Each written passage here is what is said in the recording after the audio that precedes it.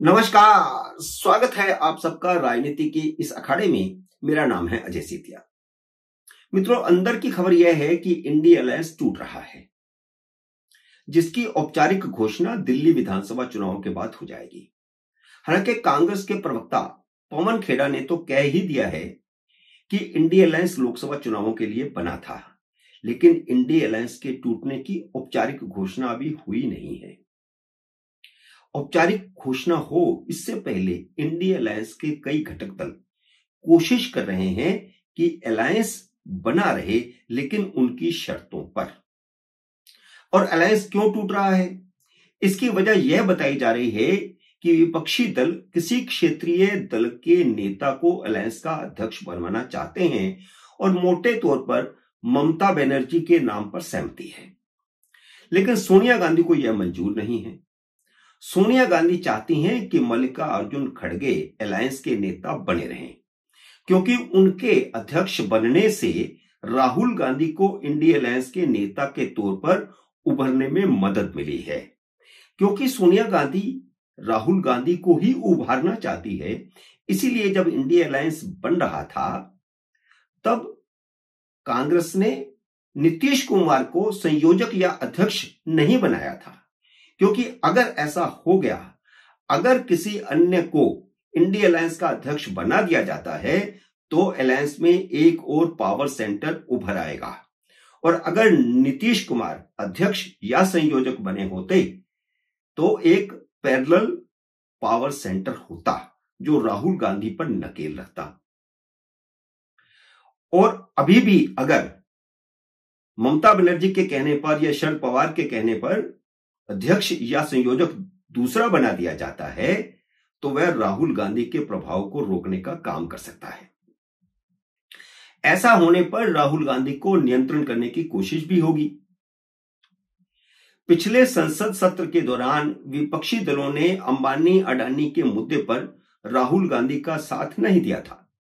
राहुल गांधी क्योंकि विपक्ष के नेता बन चुके हैं, लोकसभा में औपचारिक रूप से विपक्ष के नेता हैं, इसलिए उनके हर स्टैंड को समूचे विपक्ष का स्टैंड माना जा रहा है, क्योंकि इंडी अलायंस है।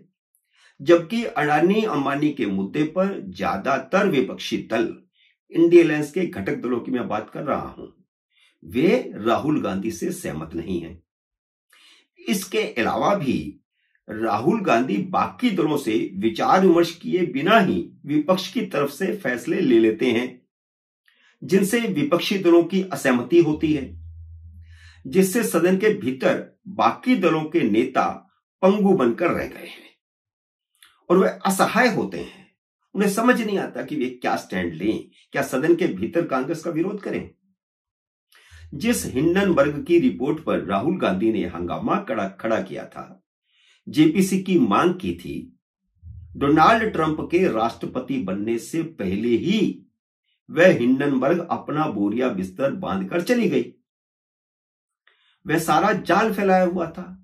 जॉर्ज सोरोस की यह कंपनी अडानी की छवि खराब करके भारत की अर्थव्यवस्था चौपट करना चाहती थी, क्योंकि जैसे ही हिंडनबर्ग कोई रिपोर्ट जाहिर करता था, अडानी की कंपनियों के शेयर गिर जाते थे। उसका असर भारत की अर्थव्यवस्था पर भी होता था, मोदी की छवि पर भी होता था। राहुल गांधी हिंडनबर्ग के टूल बने हुए थे।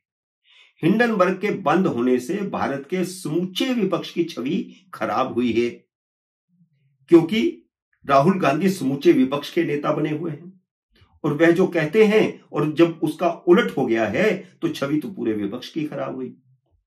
इसलिए विपक्षी दल चाहते हैं कि सदन के भीतर और बाहर राहुल गांधी की नकेल किसी क्षेत्रीय दल के नेता के हाथ में हो, ताकि राहुल गांधी अपनी अपरिपक्वता के चलते समूचे विपक्ष की छवि न बिगाड़ सके। लेकिन सोनिया गांधी को यह मंजूर नहीं है कि इंडी अलायंस का नेतृत्व कांग्रेस के अलावा कोई और करे। पिछले 1.5 दशक से राहुल गांधी को कई बार रीलॉन्च किया जा चुका है। कांग्रेस के भीतर से भी कई बार उनके खिलाफ सुगबुगाहट हुई, आवाज भी उठी। उनकी जगह पर प्रियंका गांधी को आगे लाने की मांग भी उठी, जो राहुल गांधी से ज्यादा मैच्योरिटी के साथ राजनीतिक बात करती हैं। उन्होंने मेजोरिटी की तो एक छवि बनाई है, लेकिन सोनिया गांधी को यह मंजूर नहीं है कि राहुल को पीछे कर दिया जाए और प्रियंका गांधी वाड्रा को आगे कर दिया जाए। राहुल गांधी के खिलाफ 22 नेताओं का समूह भी बना था कांग्रेस के भीतर, जिसने सोनिया गांधी को कई सुझाव दिए थे, चिट्ठी लिखी थी लंबी चौड़ी, जो राहुल गांधी की नीतियों के खिलाफ थी। लेकिन सोनिया गांधी ने उनके सुझाव भी नहीं माने। कुछ नेता तो चुप करके बैठ गए, जबकि गुलाम नबी आजाद और कपिल सिब्बल जैसे कुछ नेता पार्टी छोड़कर चले गए।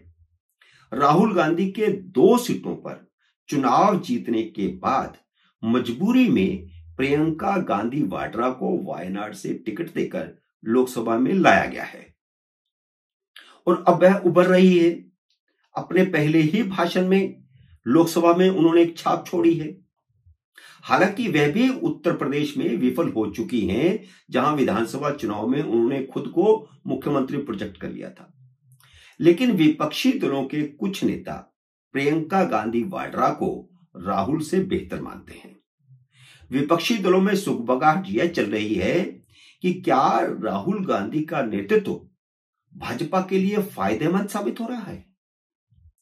इतना प्रयास करने के बाद, इंडिया अलायंस पूरे देश में बना देने के बाद भी भाजपा की सिर्फ 60-62 सीटें घटी और कांग्रेस की सिर्फ 42 सीटें बढ़ी।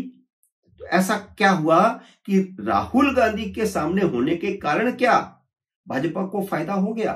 और भाजपा के कई नेता शरेआम कहते हैं कि जब तक राहुल नेता है भाजपा को कोई नहीं हरा सकता।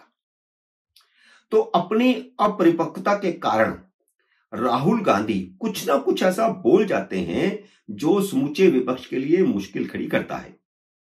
जैसे कांग्रेस के नए मुख्यालय के उद्घाटन पर उन्होंने देश के खिलाफ लड़ने की बात कह दी थी।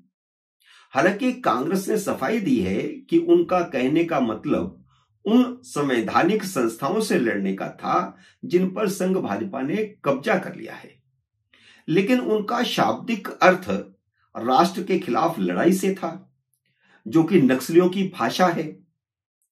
मैंने उसी दिन ही कहा था कि इस मुद्दे पर राहुल गांधी के खिलाफ जरूर एफआईआर दर्ज होंगी और मल्टीपल एफआईआर दर्ज होगी, और वही हुआ। असम में पहली एफआईआर दर्ज हो गई है और अब कई राज्यों में एफआईआर दर्ज होंगी और देशद्रोह का उन पर आरोप लगेगा। बाद में जाकर के कोर्ट में क्या होता है क्या नहीं होता है वो अलग बात है, लेकिन विपक्ष उनके इस बयान से उन पर हमलावर हो गया है। लोकसभा चुनावों के बाद भारतीय जनता पार्टी राहुल गांधी की ऐसी छवि बनाने में कामयाब हो गई है कि वह भारत विरोधी विदेशी ताकतों के इशारे पर काम करते हैं। उनका बार बार विदेश जाना और फिर विदेश से गायब हो जाना भाजपा की आशंकाओं को विश्वास में बदल रहा है। जो बात अब तक छिपी हुई थी उसे जम्मू कश्मीर के मुख्यमंत्री उमर अब्दुल्ला ने इशारों में जाहिर कर दिया है। वह राहुल गांधी के विरोधियों में से एक हैं। उन्होंने प्रियंका गांधी वाड्रा के जन्मदिन पर जिन शब्दों में सार्वजनिक तौर पर उन्हें बधाई दी है वे शब्द बहुत कुछ कहते हैं। उमर अब्दुल्ला ने एक्स हैंडल पर प्रियंका गांधी वाड्रा को बधाई देते हुए लिखा कि उनके नेतृत्व में देश में वैकल्पिक सरकार मिलना नामुमकिन नहीं है। ये शब्द मेरे हैं, लेकिन उन्होंने जो शब्द लिखे हैं उसका अर्थ यही है। एक तरह से उन्होंने कह दिया है कि राहुल गांधी के नेतृत्व में भाजपा को हराना असंभव है। और यही बात तो भाजपा बार बार कहती है, जब तक राहुल नेता है तब तक भाजपा को कोई हरा नहीं सकता। मित्रों, उम्मीद है मेरा ये वीडियो आपको पसंद आया होगा। इसे लाइक और शेयर कीजिए। अगर आपने मेरे यूट्यूब चैनल को अब तक सब्सक्राइब नहीं किया तो कृपया सब्सक्राइब करके अपना आशीर्वाद दीजिए। जल्दी मिलते हैं अगले वीडियो में किसी नए विषय के साथ। तब तक नमस्कार।